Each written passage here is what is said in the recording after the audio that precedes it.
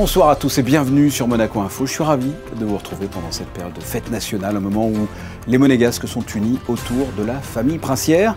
Voici le sommaire. Focus sur les derniers petits détails de ces célébrations avec la répétition générale dans la cour d'honneur et sur la place du Palais. Les écoles de Monaco se mobilisent, les enfants étaient aux couleurs de la principauté à la veille de la fête nationale. Retour sur les traditionnelles remises de médailles et décorations. Cette année, après les célébrations sur la place du Palais, pas d'opéra mais une grande revue autour du personnage légendaire qu'était Joséphine Baker, disparue il y a 50 ans. Nous serons avec Yvan Cassard, le directeur musical de la revue. Et puis il y aura la suite de l'actualité en dehors des célébrations de cette fête nationale. Nous parlerons de la Suisse qui a été mise à l'honneur par le Monaco Economic Board. Nous irons à Paris, à l'hôpital Cochin-Port-Royal, où notre invité est le chef de service réanimation néonatale. Il faut savoir que Monaco Liver Disorder apporte son soutien à ce service hospitalier. Et enfin, vous découvrirez un stage de perfectionnement à la conduite des 2 roues organisé par le Motoclub de Monaco. La principauté se prépare à l'un des événements les plus importants de l'année, le 19 novembre, la fête nationale, une cérémonie qui met entre autres à l'honneur les différentes unités militaires de Monaco. Le défilé est préparé minutieusement pendant plusieurs jours. Quelle importance revêt cette cérémonie? Quel est le programme cette année? Nous retrouvons Alban Gingembre et Julien Logier qui ont assisté aux répétitions ce matin. Le jour J, c'est demain et un moment important comme la fête nationale, ça se prépare depuis plusieurs jours. Déjà, vous voyez derrière moi, la place du Palais est animée de bon matin pour les répétitions générales, pour que tout soit parfait demain. Effectivement, c'est la position des mains pour le défilé, c'est la position de chaque militaire vis-à-vis de l'autre. C'est l'ensemble de détails qui fait qu'on a un ordre serré qui est, qui est beau à voir. Voilà. Donc effectivement, tous ces détails, il faut les percevoir, la position des mains, le balancier des bras. La réaction aux ordres aussi. Quand vous avez un ordre et vous avez l'ensemble qui réagit, c'est bon signe. Si vous avez ça fait comme l'a dit la mitraillette, c'est pas beau. Donc il faut effectivement que cet ensemble il soit bien coordonné. C'est un moment important pour tous vos hommes, cette reconnaissance? Oui, c'est un moment important parce que ça permet de montrer un petit peu ce savoir-faire qu'on essaie de perpétuer de génération en génération. Les anciens avant moi ont fait la même chose et on essaie de perpétuer cette tradition pour qu'effectivement on puisse montrer cette rigueur qui est à la fois dans les gestes mais à la fois dans le travail.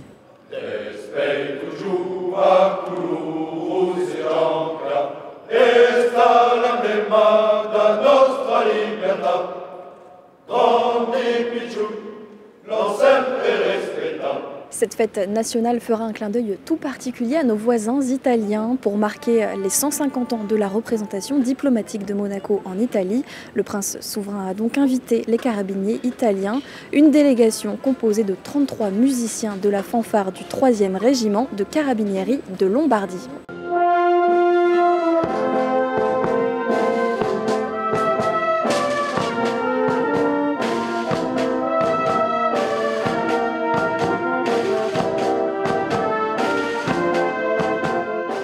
Les répétitions ont été un petit peu particulières cette année, puisque toute la préparation s'est faite par vidéo et messages interposés.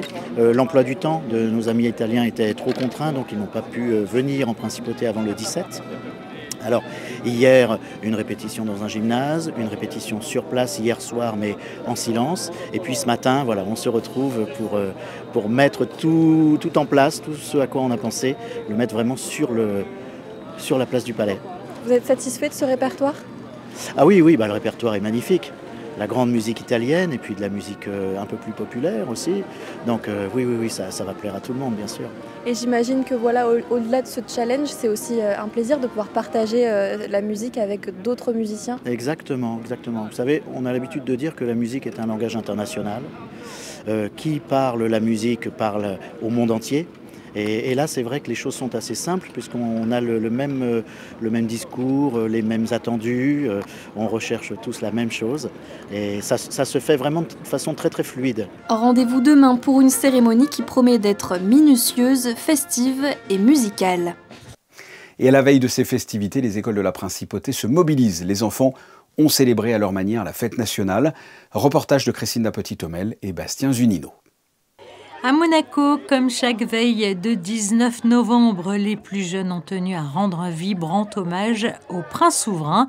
Ce matin, les célébrations ont débuté à l'école de Fontvieille, où les élèves ont présenté chants et petites surprises, soigneusement préparées avec leurs enseignants depuis plusieurs semaines. Tout le monde, puisqu'il y a eu aussi des séances de répétition qui se sont échelonnées depuis vendredi, il y a eu hier aussi, et on espère qu'ils ne seront pas trop impressionnés par les caméras et qu'il n'y aura pas trop de décalage. Mais oui, normalement, ils sont prêts. Dans la cour, les maternelles, puis les CP et les CM2 ont successivement entonné l'hymne monégasque, un moment fort et chargé d'émotions qui leur permet de mieux saisir la signification de la fête nationale. Chaque année, c'est un moment très fort pour les enfants parce qu'on répète la chanson plusieurs fois et puis voilà, on tient à souhaiter une joyeuse fête à notre prince. Ça fait 20 ans, il me semble, maintenant qu'il a été intronisé, donc voilà. Despeito de filho do nosso país, seridamente o mere pavaiu. Despeito de acuru sejanka, está l'emblema da nostra libertà. Et même les tout-petits ont participé activement à ce moment de partage, une préparation qui représente aussi l'occasion de transmettre l'histoire et les valeurs de la principauté. Ils étaient plutôt motivés, en plus dans une autre langue, ça leur a beaucoup plu, donc ça a été vraiment un moment de plaisir pour eux et pour nous. Et alors, qu'est-ce qu'ils vont chanter ? C'est une petite comptine, ça fait Pum Pum Tira un Canun, Scuta Scuta Pichun, Alegria, Alegria et a Festa da Nation. Je trouve que l'hymne, elle est très sympa et que après c'est festif et du coup ils organisent plein d'activités. Du coup c'est très sympa. La matinée s'est poursuivie à l'école FANB où les élèves ont eux aussi répété l'hymne national et présenté un spectacle en hommage au prince. Les enfants laissent tomber leur uniforme, s'habillent de rouge et de blanc. Et en général, on a toujours les petits de maternelle qui nous préparent un petit spectacle à part. Donc cette année, des petits carabiniers, des petites paladiennes. Et on attend ce moment avec impatience. Et puis dans toutes les classes, des décorations ont été faites. On a travaillé évidemment sur le thème du pays. Et des petits objets rouges et blancs ont été créés un peu partout. Je crois qu'ils se rendent vraiment compte.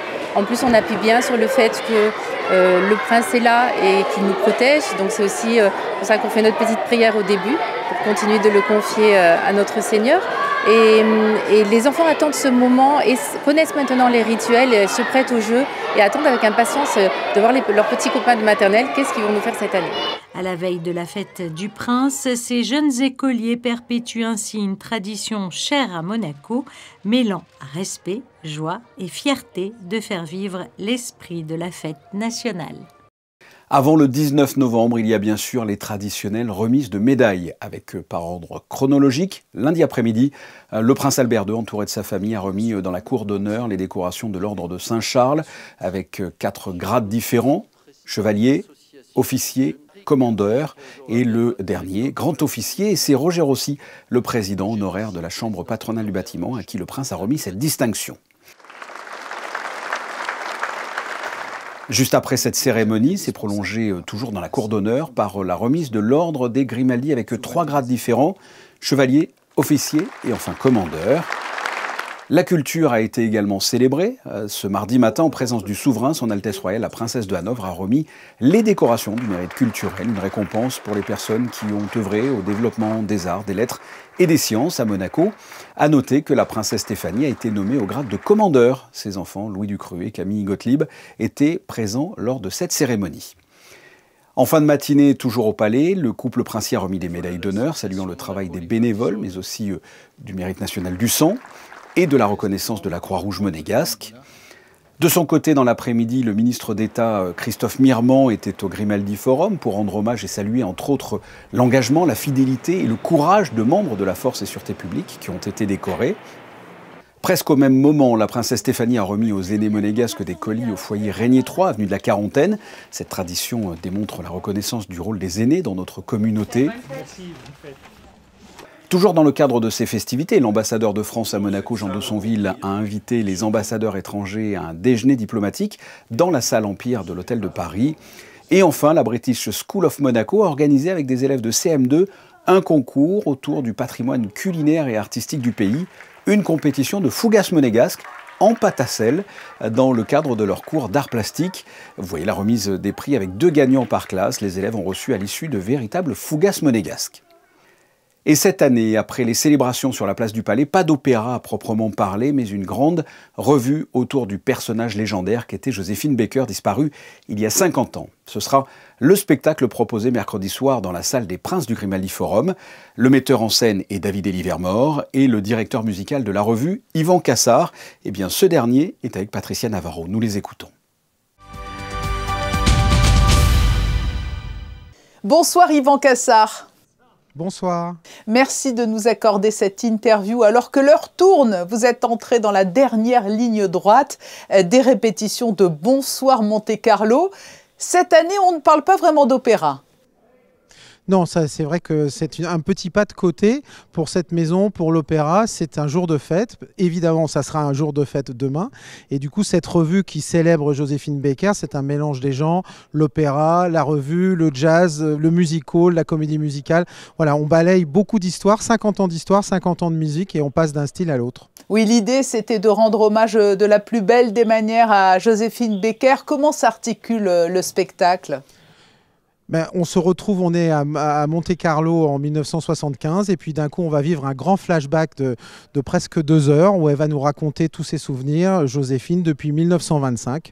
Alors on passe par le jazz, la New Orleans, ses débuts, la fameuse danse qui l'a rendue célèbre et puis après tous ses combats contre le racisme, son histoire et puis ses enfants. On va se balader et puis à travers son histoire, son voyage aux États-Unis, en France, en Europe, pendant la guerre, on va vivre les grands événements du XXe siècle et à travers la musique raconter toute son existence, qui est quand même assez singulière et assez exceptionnelle. En tant que directeur musical, qu'est-ce qui vous a animé dans ce travail de création ?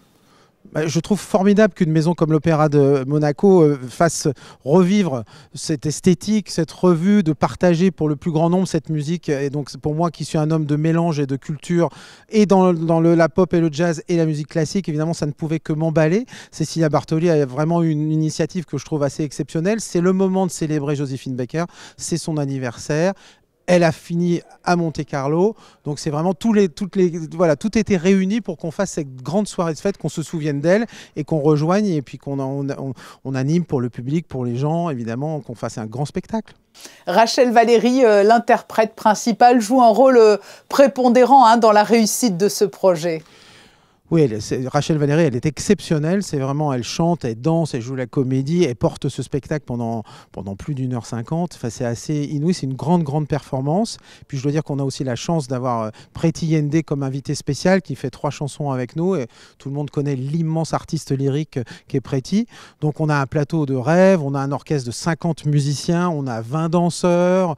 Enfin, c'est la fête. On sent l'enthousiasme dans votre propos. On sent aussi peut-être un peu de pression. Alors vous êtes un ami de Monaco, vous êtes souvent ici et souvent aussi pour des bonnes causes. Là, jouer pour la fête nationale, est-ce que ça ajoute une petite touche de pression ?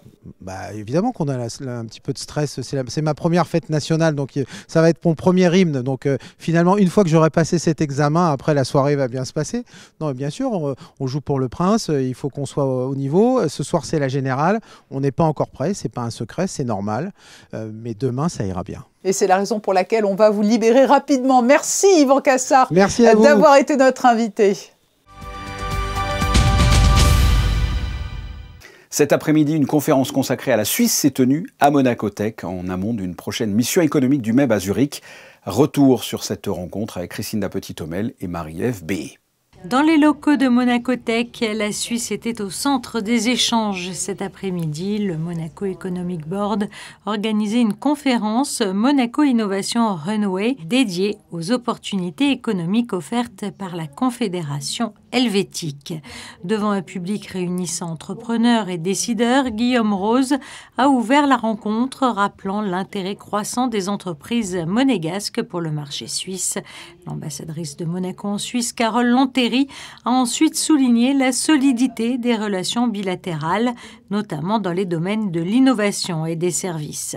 Mais le moment clé de cette rencontre fut l'intervention de l'ambassadrice de Suisse, Tania Cavassini, qui a présenté les atouts économiques du pays reconnu pour sa stabilité, son environnement compétitif et son écosystème d'innovation. La Suisse est un espace extrêmement attractif, notamment parce que résilient et très diversifié dans ses secteurs. Nous avons aussi énormément de parcs d'innovation. Nous sommes numéro 1 mondial au niveau de l'innovation, mais aussi au niveau de la compétitivité. Et puis aussi, nous avons une utilisation très parcimonieuse des deniers publics, ce qui fait que finalement, l'argent investi en Suisse est en général bien investi. Je pense qu'il y a peut-être des partenariats à développer justement dans le domaine de l'innovation, des startups qui pourraient se retrouver et finalement trouver des objectifs communs dans le développement. Vous avez un écosystème d'innovation qui comprend et les startups et le monde de l'éducation et ensuite l'industrie bien sûr. Et donc tout ceci travaillant ensemble pourrait peut-être donner des choses intéressantes. Tania Cavassini a également encouragé les acteurs monégasques à explorer de nouvelles pistes de collaboration.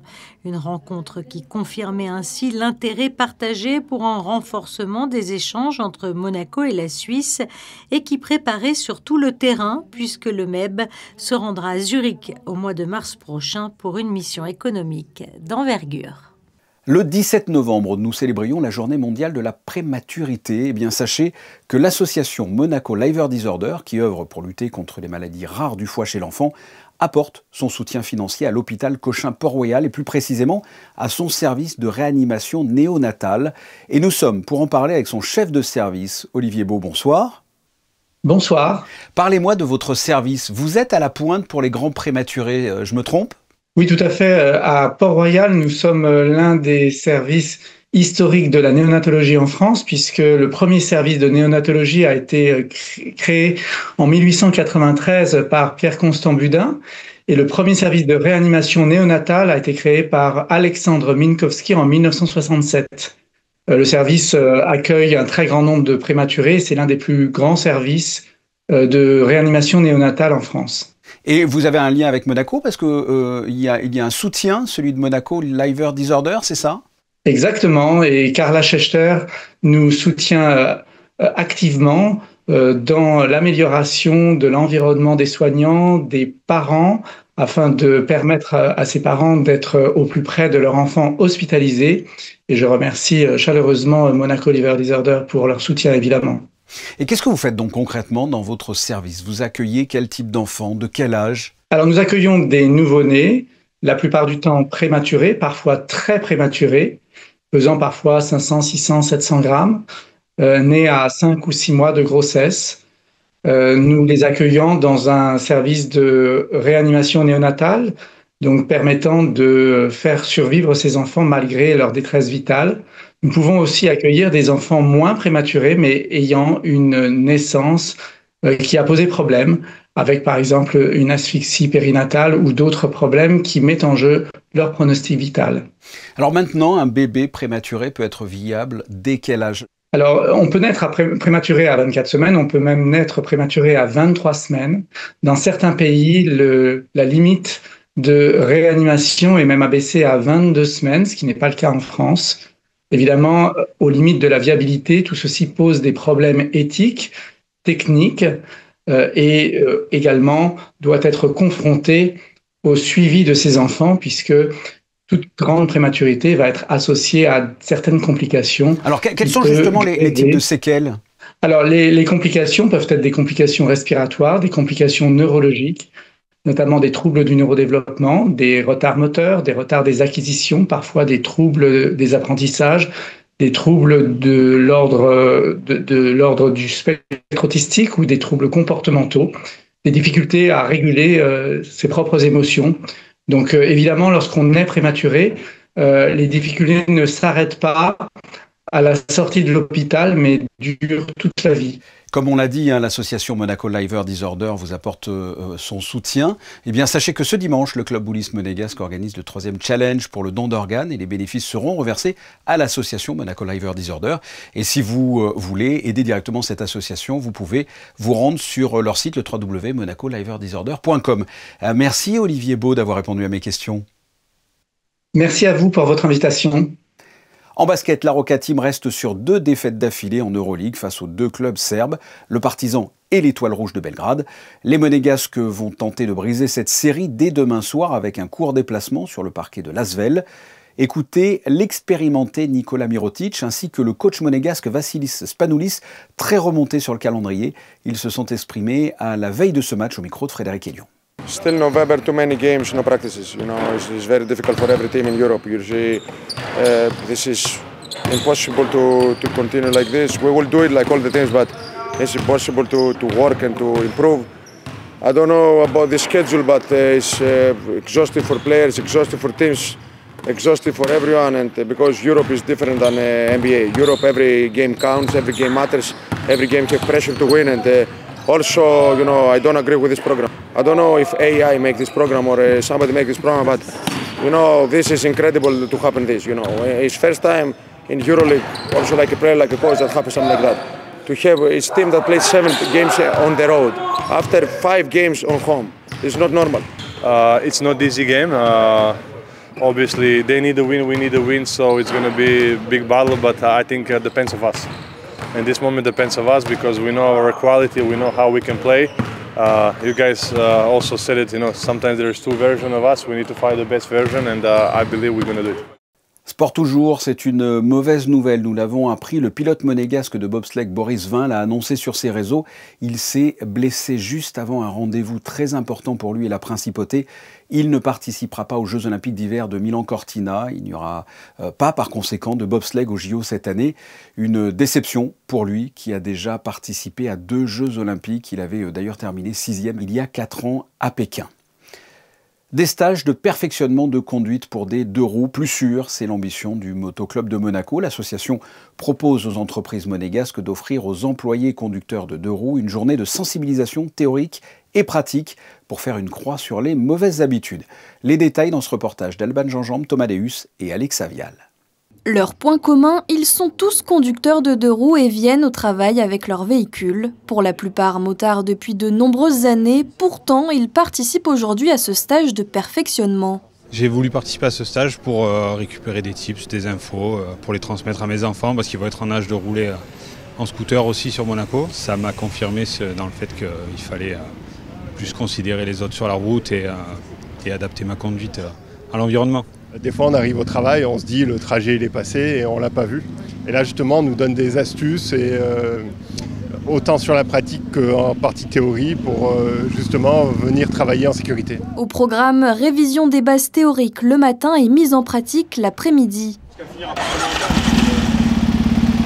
Le Motoclub de Monaco invite les entreprises monégasques à offrir une journée de sensibilisation aux employés qui utilisent leurs 2 roues quotidiennement pour venir en principauté.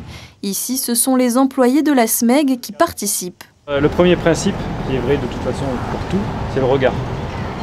Il y en a beaucoup qui ont tendance à regarder le compteur, la roue.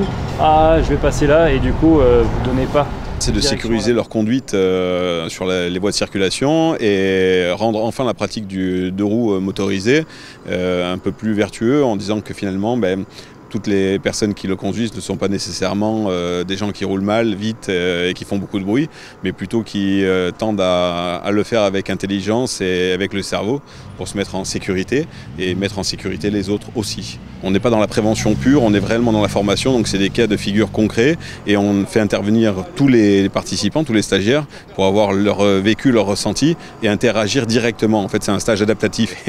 Et en sortant de là, le mot qui ressort tout le temps, c'est « Ah oui, merci, parce que finalement, je ne pensais pas que je roulais aussi mal ». Donc je pense qu'on sert à ça, à faire que la conduite soit un peu plus sécurisée et que les gens prennent vraiment conscience du danger qui est pris sur la route. La région figure parmi les plus touchées par les accidents de moto. Les stages de perfectionnement de conduite sont d'utilité publique pour des routes plus sûres pour soi et pour les autres. Les photos de fin de journal de Manuel Vitali sont consacrées aux dernières répétitions de la fête nationale sur la place du Palais ce mardi matin à l'aube.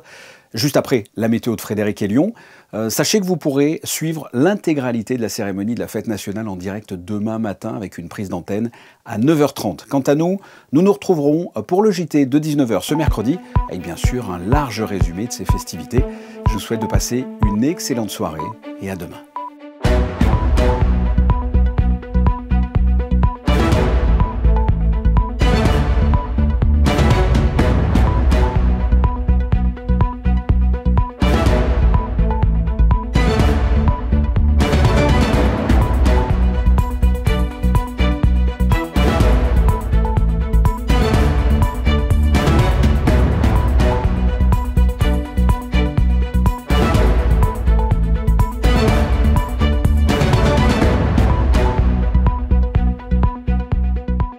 Retrouvez la météo avec Suisse Courtage, votre partenaire de confiance en assurance à Monaco. Protection sur mesure pour particuliers et professionnels. Bonsoir à toutes et à tous. Mercredi, le temps va se gâter avec beaucoup de nuages. Quelques courtes éclaircies sont prévues, mais le ciel restera bien couvert du matin au soir avec un risque de précipitation faible. Les températures seront comprises entre 9 et 14 degrés. Mercredi 19 novembre, vous pourrez souhaiter une bonne fête aux Mathilde et aux Tanguy. Nous célébrerons également la fête nationale monégasque, bien sûr, un événement à suivre en direct sur Monaco Info avec une prise d'antenne à 9h30. D'ici là, passez une excellente soirée. C'était la météo avec Suisse Courtage, votre partenaire de confiance en assurance à Monaco. Protection sur mesure pour particuliers et professionnels.